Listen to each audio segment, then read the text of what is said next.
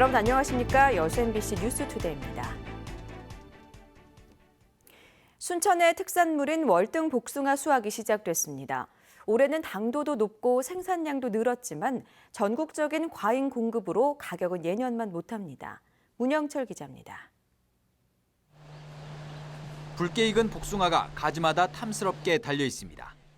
농민들은 하나하나 정성스럽게 수확에 나섭니다.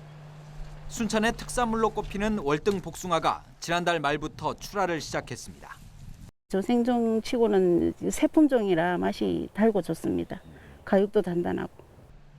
월등 지역의 복숭아 재배 규모는 160여 농가에 112헥타르. 지난해보다 4% 증가한 1,250톤이 생산될 것으로 보입니다. 특히 올해는 과육이 한창 무르익을 시기인 6월에 일조량이 풍부해져 당도도 예년보다 높습니다.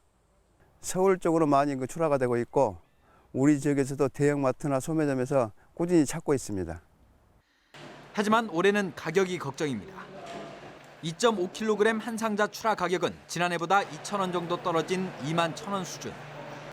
경북 지역 상당수의 포도 재배 농가들이 복숭아 농사로 전환하면서 시장 공급 물량이 크게 늘었기 때문입니다.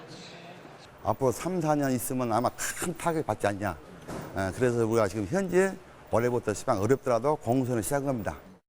수요가 늘어나는 이달 중순부터 복숭아 가격이 다소 안정세를 보일 것으로 예상되는 가운데 농민들은 다음 달 개최되는 복숭아 축제를 통해 전국적인 홍보에 나설 예정입니다.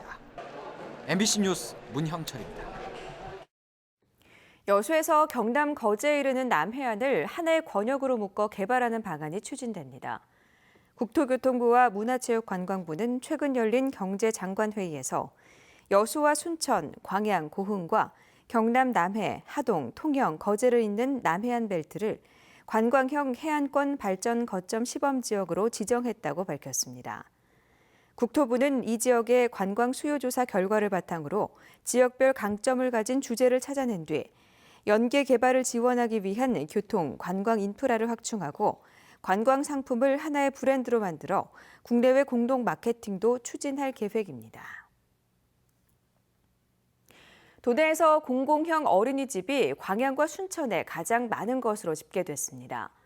전라남도가 최근 보육정책위원회를 열어 민간 어린이집 12곳을 신규 공공형 어린이집으로 지정한 가운데 현재 도내에서 광양시와 순천시가 각각 12군데로 가장 많고 여수가 11군데 지정된 것으로 나타났습니다. 공공형 어린이집은 보육교직원의 전문성과 시설 운영의 우수성 등을 평가해 국비와 도비로 운영비를 지원하고 지속적인 교육 품질 관리를 해나가는 보육시설입니다. 여수 오천동 해안가의 오염이 심각해 악취가 진동하고 있습니다. 그만턴 바지락과 해조류는 사라진 지 오래고 바다가 썩어간다는 말까지 나옵니다. 김종태 기자가 취재했습니다. 30여 개 업체가 입주해 있는 여수 오천산단. 인근 해안가를 굴삭기로 파봤습니다. 검게 변한 돌덩이와 자갈, 모래까지 쉴 새 없이 쏟아져 나옵니다. 악취가 진동해 숨을 쉬기도 힘든 상황. 이미 해안가 바닥은 자정 능력을 잃고 썩은 지 오래됐습니다. 주민들은 여름철 악취는 말할 것도 없이 주변 생태계까지 파괴됐다고 말합니다. 해양 오염으로 마을 주민들의 소득원이었던 바지락과 멍게, 미역 등은 이미 씨가 말랐습니다. 이게 바다가 오염이 돼갖고 많이 잡히지도 않고 우리가 해산물을 많이 해서 먹고 있었거든요. 그것도 아무것도 안 되고 모든 것이 다 죽어 있는 상태거든요. 주민들은 오염 원인을 수십 년간 오천산단 업체들이 오폐수를 해안가에 무단 방류했기 때문이라고 주장합니다. 이제라도 해안가를 살리기 위한 정화 작업이 시급하다고 강조합니다. 이래서는 안 되겠다 해서 파헤쳐서 오염된 것 실태를 갖다 확인을 하고 깨끗한 바다를 조성을 해갖고 후손에 물려줘야 되겠다. 이런 산단 입주 업체들은 폐수 처리장을 통해 적법한 절차를 거쳐 오폐수를 처리한다지만 시 당국의 체계적인 실태 조사는 없었습니다. 주민들이 오지게 했으면은 지금 그 자체 경비를 들여가지고 지금 오염도 조사를 하고 있습니다. 그래서 우리 시에서도 당장 시급하게 움직여서 어떤 환경 영향 평가를 해서 빨리 대책을 강구해야 되지 않냐, 저는 그렇게 생각합니다. 오염 원인도 제대로 파악하지 못한 채 행정당국이 손을 놓고 있는 사이 인근 주민들의 피해 속에 산단 주변 해안가가 검게 썩어가고 있습니다. MBC 뉴스 김종태입니다. 전남 동부 지역 사업장의 임금 피크제 도입이 크게 늘고 있습니다. 여수 고용노동지청에 따르면 지역 임금 피크제 도입 사업장은 지난 2014년 2개 업체에서 지난해 13개 업체로 늘어난 데 이어 올 들어 지난달 말까지 7개 업체로 증가 추세를 보이고 있습니다. 또 임금 피크제를 적용받아 임금이 감액된 근로자에게는 올해 상반기에만 145명에게 2억 5천여만 원이 지원됐습니다. 해양 폐기물 처리가 엉망인 데는 정책상 구조적인 문제가 있는 것으로 취재 결과 확인됐습니다. 해양 폐기물의 발생량과 이동 경로조차 확인할 수 없는 마당에 제대로 된 관리를 기대하는 건 애당초 무리였습니다.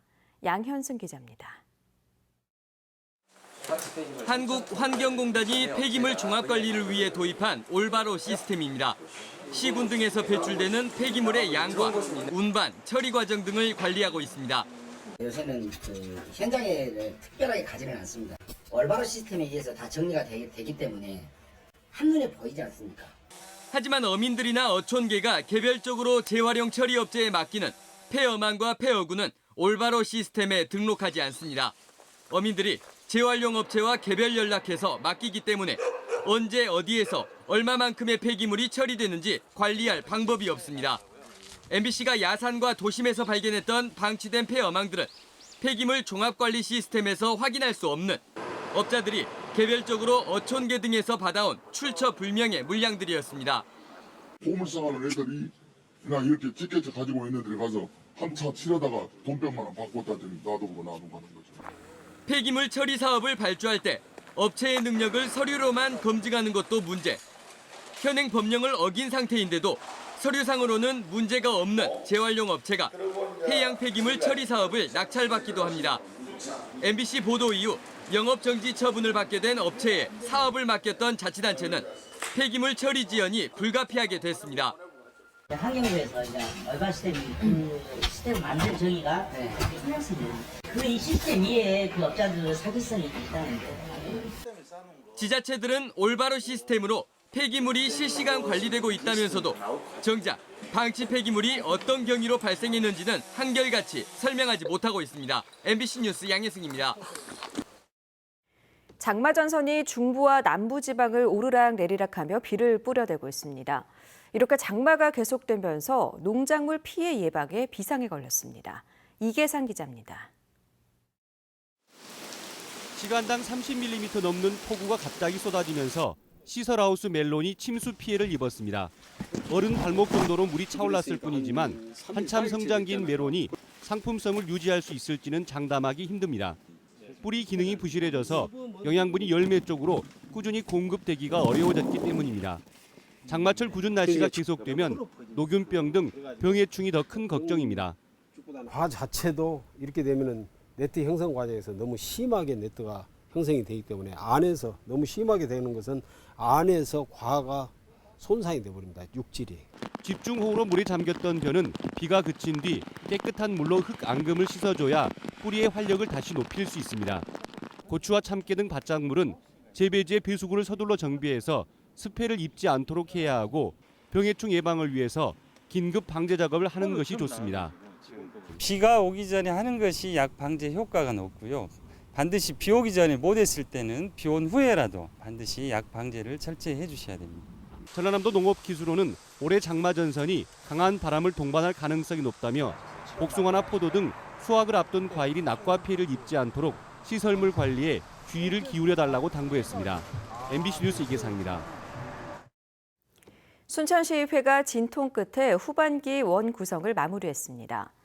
순천시의회는 어제 상임위원회 배정안을 만장일치로 가결하고 의회 운영위원장의 신민호, 행정자치위원장의 박용훈, 문화경제위원장의 나한수, 도시건설위원장의 김인곤 의원을 각각 선출했습니다. 순천시의회는 지난 2일부터 4일까지 상임위 구성에 나섰지만 상임위원회 배정안에 대해 다수의 의원이 불만을 표출하며 사흘 연속 부결되는 등 파행을 겪었습니다. 율촌 1산단의 입출항 선박이 최대 3만 톤급으로 확대될 것으로 보입니다. 여수지방해양수산청은 율촌 1산단 입출항 선박의 운항 안전과 효율적인 항만 운영을 위해 모두 247억 원을 들여 진입항로 준설 공사를 추진한다고 밝혔습니다. 올해 9월 착공에 2년여의 준설 공사를 마치면 율촌산단 전면 항로폭만 250m, 수심 12m 이상으로 3만 톤급 선박의 입출항도 가능해져 율촌산단 활성화에 크게 기여할 것으로 기대됩니다. 여수산단 전력 공급의 핵심 역할을 해온 여수 호남화력 1, 2호기가 문을 닫습니다. 산업통상자원부는 기후변화와 미세먼지에 대한 적극적인 대응을 위해 폐지한다고 밝혔습니다. 오늘 출근길은 아주 수월합니다. 지금 보시는 것처럼 서울 새벽부터 비가 소강 상태에 접어들었습니다. 빗방울 정도만 약하게 오락가락 떨어지고 있는 상태입니다. 지금 레이더 영상을 보시면 지금 전국 곳곳에 비가 내리고 있는 모습이고요. 특히 충남 일부에는 시간당 20mm 안팎의 다소 강한 비가 내리고 있습니다. 오늘 서울, 경기와 강원도에서는 오락가락 비가 내리겠습니다. 낮 동안 소강 상태를 보이는 곳이 많겠고요. 남부지방은 비가 오다가 밤에 모두 그치겠는데요. 내일까지 예상 강우량을 보시면 전국적으로 20에서 60mm, 제주 산간에는 5에서 20mm가량의 비가 내릴 것으로 보입니다. 내시였습니다.